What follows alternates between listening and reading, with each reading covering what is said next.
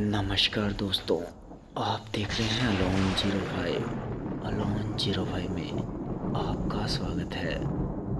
आज की कहानी का शीर्षक है भूतिया कब्रिस्तान की वो चुड़ैल। तो चलिए दोस्तों, बढ़ते हैं आज की कहानी की ओर।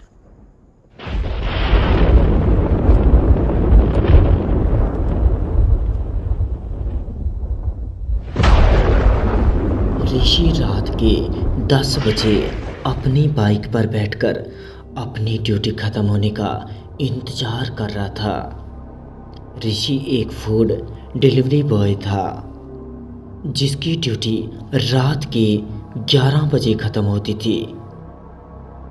ऋषि इंतजार कर रहा था, तभी उसके फ़ोन में एक ऑर्डर आया। ऑर्डर किसी विनोद कुमार से एक पिज़्ज़ा का ऑर्डर था और उसके पास के रेस्टोरेंट से था। ऋषि जल्दी से रेस्टोरेंट में जाता है और ऑर्डर लेकर डिलीवरी करने जाने लगता है।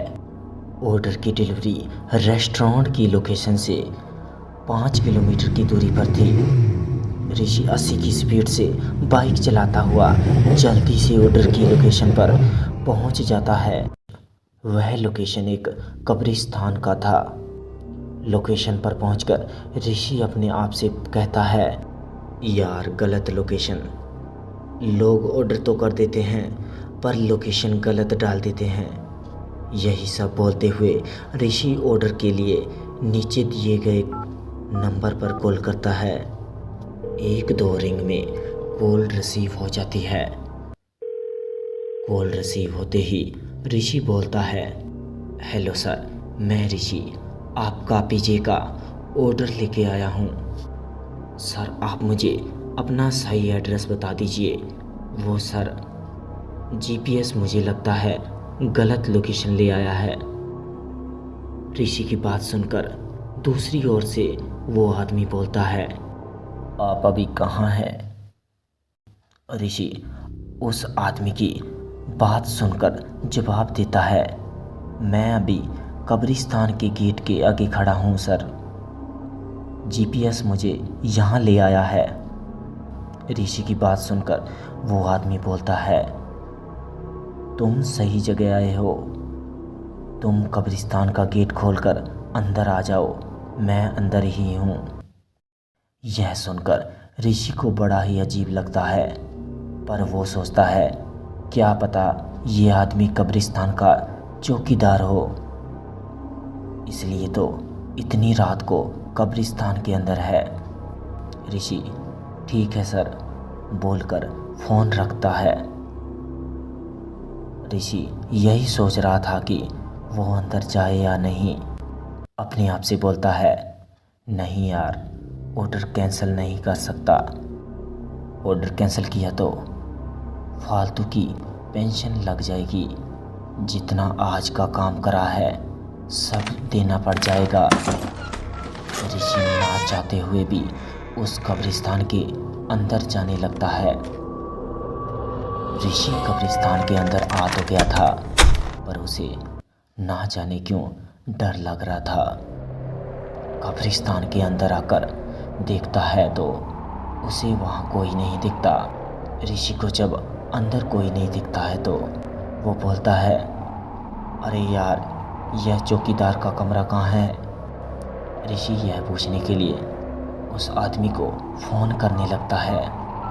ऋषि जब उस आदमी को फ़ोन करता है तो दूसरी ओर से आवाज़ आती है, आपके द्वारा डायल किया गया नंबर अमान्य है। ऋषि हैरानी के साथ बोलता है, ये कैसे हो सकता है? अभी तक तो इस नंबर से बात हो रही थी और अब यह नंबर गलत बता रहा है। खैर मुझे क्या, कंपनी में बोल देता हूँ सर, कस्टमर का नंबर नहीं लग रहा था और ऑर्डर कैंसिल हो जाएगा और फ्री का पिज़्ज़ा मिल जाएगा। ऋषि जैसे ही अपना फ़ोन कंपनी में लगाने जा रहा था, तभी उसका पैर किसी चीज़ से टकरा जाता है और वो नीचे गिर जाता है। ऋषि उठते हुए अपने फ़ोन की टॉर्च जलाकर देखने की कोशिश करता है कि वो किस चीज़ से टकरा कर नीचे गिर गया था। ऋषि जब अपने फ़ोन की टॉर्च जलाता है तो वो देखता है कि वो एक कब्र से टकरा कर नीचे गिर गया था और उस कब्र पर लिखा था विनोद कुमार। जैसे ही ऋषि यह पढ़ता है तो उसकी आंखें फटी रह जाती है। ऋषि डर से कांप रहा था, तभी उसके पीछे से एक आवाज़ आती है, हाँ भाई, मेरा ही ऑर्डर है, मैं ही विनोद हूँ। ऋषि आवाज़ को सुनकर जैसे ही पीछे मुड़ता है तो वो देखता है कि उसके पीछे 25 से 26 साल का लड़का खड़ा था। ऋषि उसको देखकर डरे ही जा रहा था। तभी विनोद ऋषि से बोलता है, अरे क्या हो गया भाई, तुम इतना डर क्यों रहे हो? ऋषि पहले तो कुछ नहीं बोलता है, फिर डरते डरते बोलता है, वो कब्र पर आपका ही नाम लिखा है। ऋषि की बात सुनकर वो आदमी बोलता है, अरे भाई, क्या एक नाम के और लोग नहीं हो सकते? ऋषि को उसकी बात सही लगती है और वो उसको उसका ऑर्डर देता है और शक करते हुए बोलता है, आप इतनी रात को इस कब्रिस्तान में क्या कर रहे हैं? फिर वो ऋषि की बात सुनकर वो आदमी बोलता है, मैं यहीं रहता हूँ। यही बोलकर वो आदमी कब्रिस्तान की ओर अंदर जाने लगता है। उस आदमी का ऐसा व्यवहार देखकर ऋषि को बड़ा अजीब लग रहा था। ऋषि उस आदमी को जाते देख रहा था। तभी उसके पीछे से एक आवाज़ आती है, अरे कौन है? मैं कहता हूँ कौन है वहाँ? ऋषि आवाज़ सुनकर पीछे मुड़कर देखता है। वहाँ एक 60 से 65 साल का आदमी खड़ा था। उसके कपड़े देखकर लग रहा था वो वहाँ का चौकीदार था। तभी वो आदमी बोलता है, अरे कौन हो बेटा तुम? और इतनी रात को इस कब्रिस्तान में क्या कर रहे हो? ऋषि उस आदमी की बात का जवाब देते हुए बोलता है, अंकल, मैं एक डिलीवरी बॉय हूँ और मैं यहाँ पिज़्ज़ा डिलीवरी करने के लिए आया था। ऋषि की बात सुनकर वो चौकीदार बड़ी हैरानी के साथ बोलता है, पिज़्ज़ा डिलीवरी? पर किसको? ऋषि जवाब देता है, यहाँ जो चौकीदार है ना, उसको। चौकीदार ऋषि की बात सुनकर अपनी आंखें बड़ी करते हुए बोलता है, अरे बेटा, ये एक कब्रिस्तान है, कोई बैंक नहीं है जो 2-3 चौकीदार हो। यहाँ बस एक ही चौकीदार है, वो भी बस मैं हूँ, वो भी बस एक दिन के टाइम के लिए। वैसे उसने अपना नाम क्या बताया था? ऋषि झट से बोलता है, विनोद कुमार। विनोद कुमार का नाम सुनकर वो आदमी बोलता है, वो जो सामने देख रहे हो उसकी कब्र है और अब तुम यहाँ से जल्दी से चले जाओ, नहीं तो यहाँ कुछ भी हो सकता है। ऋषि उस आदमी की बात सुनकर बोलता है, कुछ भी? अब आप कुछ भी बोलेंगे क्या अंकल? आज मैं ही मिला था क्या आपको डराने के लिए?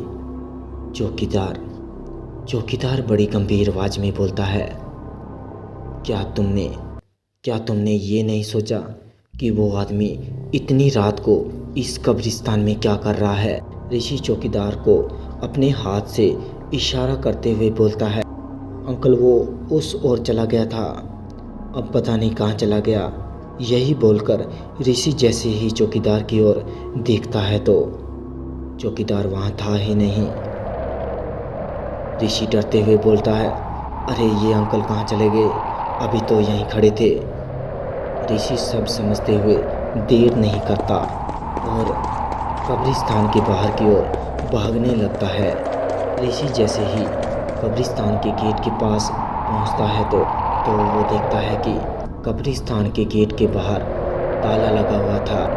ऋषि डरा हुआ तो पहले से ही था। तभी उसको और डराने के लिए उसके पीछे से एक आवाज़ आती है, अरे बेटा, तुम अभी तक यहाँ से गए नहीं क्या? ऋषि आवाज सुनकर जैसे ही पीछे मुड़ता है तो वो देखता है कि वही चौकीदार उसके सामने खड़ा था, पर इस बार वो कुछ अलग ही लग रहा था। इस बार उसका चेहरा पूरा सूखा और सफ़ेद था। वो चौकीदार ऋषि के सामने आते हुए बोलता है, तुम अभी तक यहाँ से गए नहीं। मैंने कहा था ना, चले जाओ यहाँ से, पर तुम नहीं गए। तुम्हें यह कब्रिस्तान पसंद आ गया है क्या? यही बोलते हुए वो चौकीदार ऋषि के पास आते जा रहा था। ऋषि का उस चौकीदार को पास आते देखकर ऋषि की सांसें रुकने सी लगी। वो चौकीदार जितना पास आते जा रहा था वो उतना ही भयंकर होते जा रहा था। चौकीदार ऋषि के पास आकर बोलता है, मैंने कहा था ना तुम यहाँ से चले जाओ, पर तुम नहीं माने। अब मैं तो तुम्हें कुछ नहीं करूँगा, पर वो तुम्हें नहीं छोड़ेगी। ऋषि डरते हुए बोलता है, कौन नहीं छोड़ेगी? चौकीदार ऋषि को उसके पीछे देखने का इशारा करता है। जैसे ही ऋषि अपने पीछे देखता है तो ऋषि को ऐसा लग रहा था जैसे उसका दिल कर अभी छाती फाड़कर बाहर आ जाएगा, क्योंकि ऋषि के सामने कोमल खड़ी थी। कोमल को सामने देखकर ऋषि को सब समझ आ गया था, उसके साथ यह सब क्यों हो रहा है। कोमल ऋषि की गर्लफ्रेंड थी, जिसे ऋषि ने 1 साल पहले पीजे में जहर देकर मार दिया था, और अब कोमल के हाथ में भी एक पीजे का बॉक्स था। कोमल वो पिज़्ज़ा बॉक्स ऋषि के पास लाती है और बड़े ही प्यार से बोलती है, ये लो ऋषि, मैं ये पिज़्ज़ा खास तुम्हारे लिए लाई हूँ। ऋषि जैसे ही उस पिज़्ज़े के बॉक्स की तरफ देखता है तो उसको दिखता है उसमें एक हाथ कटा हुआ था। ऋषि जैसे ही उस हाथ को देखता है तो उसको ऐसा लगता है जैसे उसका हाथ कट गया हो।